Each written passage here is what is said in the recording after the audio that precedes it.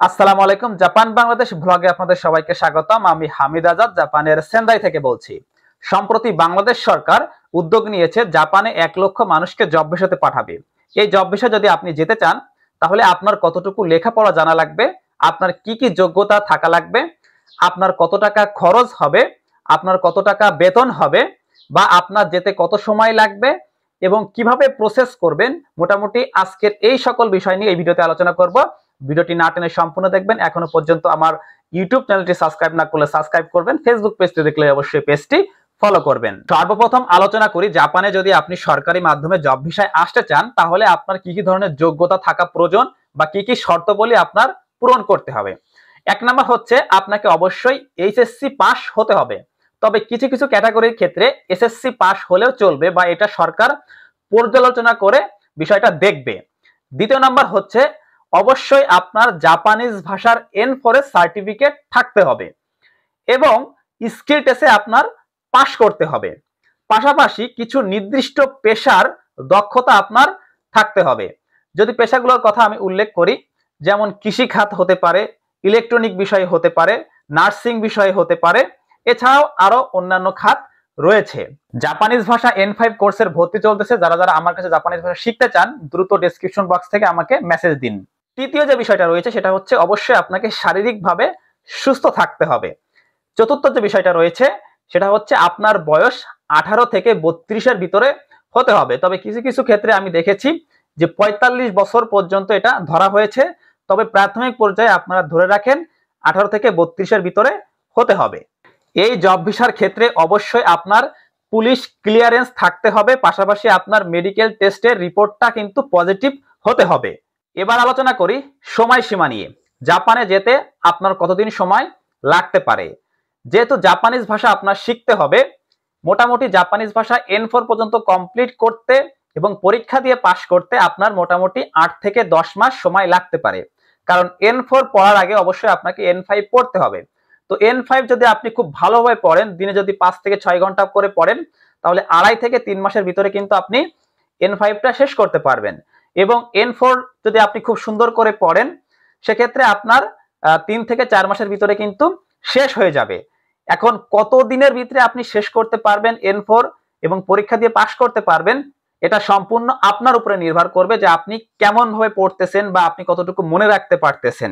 তবে ধরে নেন এই N4 এর সার্টিফিকেটটা হাতে পেতে বা পাশ করতে গিয়ে মোটামুটি আপনার 8 থেকে 10 মাস সময় লাগতে পারে। এরপরে 3 থেকে 6 মাস লাগবে আপনার হচ্ছে স্কিল টেস্ট, প্রশিক্ষণ ইত্যাদি যে পরীক্ষা নিরীক্ষাগুলো রয়েছে সেইগুলো থেকে উত্তীর্ণ হতে।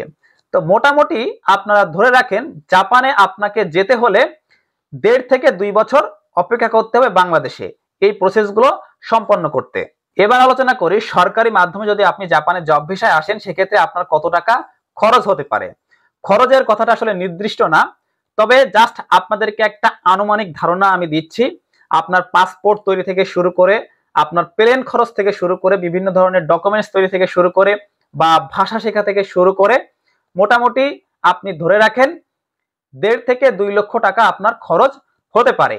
এই খরচটা কম বেশি হতে পারে, কারণ আপনি কোন কোম্পানির মাধ্যমে যাচ্ছেন, কোন এজেন্সির মাধ্যমে যাচ্ছেন বা সরকারি সম্পূর্ণ সার্ভিসটা আপনি পাচ্ছেন কিনা এটার উপরে অনেক কিছু নির্ভর করে। এরপর আলোচনা করি জাপানের কোন কোন সেক্টরে আপনি জব করতে পারবেন। আপনি নার্সিং এ জব করতে পারবেন, আপনি নির্মাণে জব করতে পারবেন, কৃষিতে জব করতে পারবেন, মৎস্যতে জব করতে পারবেন, বিভিন্ন ধরনের খাদ্য উৎপাদন যেসব ফ্যাক্টরি রয়েছে সেখানে আপনি চাইলে জব করতে পারবেন। পাশাপাশি গাড়ি তৈরি, মেরামত কারখানা এবং ইলেকট্রনিক ও যন্ত্রাংশ যেসব কারখানা রয়েছে সেসব সেক্টরে চাইলে আপনারা জব করতে পারবেন। এবার আলোচনা করি জাপানে জব ভিসায় এসে আপনি কত টাকা মাসিক বেতন পাবেন। এই বেতনটা সম্পূর্ণ আপনার স্কিলের উপরে নির্ভর করবে এবং আপনি কোন খাতে জব করতেছেন তার উপরে নির্ভর করবে। তবে আপনারা বেসিক একটা বেতন ধরে রাখতে পারেন, সেটা হচ্ছে 1.5 লক্ষ ইয়েন থেকে 2 লক্ষ ইয়েন।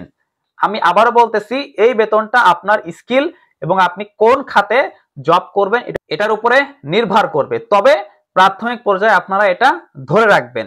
এটা যদি বাংলা টাকা আপনাদেরকে হিসাব করে দিই সেক্ষেত্রে ধরে রাখতে পারেন 1,20,000 থেকে মোটামুটি 1,70,000 বা 60,000 টাকা আপনার মান্থলি ইনকাম হতে পারে। এবার আলোচনা করি আবেদন প্রক্রিয়া নিয়ে। আপনি যদি জাপানে অ্যাপ্লিকেশন করতে চান জব ভিসার জন্য, সেক্ষেত্রে আপনাকে N4 পরীক্ষা দিতে হবে, পাশ করতে হবে। পাশাপাশি আপনার দক্ষতা পরীক্ষা দিতে হবে, মানে স্কিল টেস্টে আপনাকে পাশ করতে হবে। স্কিল টেস্টে পাশ করার পর জাপান দূতাবাস আপনার সবকিছু যাচাই বাছাই করবে। ফাইনাল যাচাই বাছাই করে যদি আপনার সবকিছু ঠিকঠাক থাকে, দেন তারা ভিসার জন্য অ্যাপ্লিকেশন করে দিবে। জাপানের এই জব ভিসা নিয়ে আপনারা আরো তথ্য কোথায় পাবেন বা কাদের সাথে যোগাযোগ করবেন?